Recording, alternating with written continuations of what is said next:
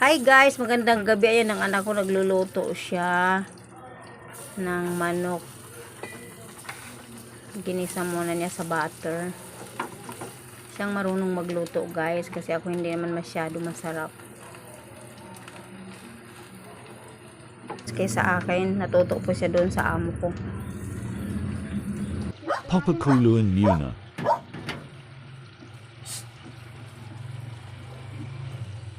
For 10 minutes.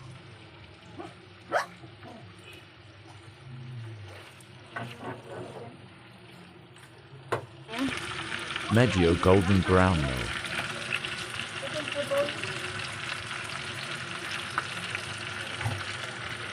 Nagad para ako ng pepper.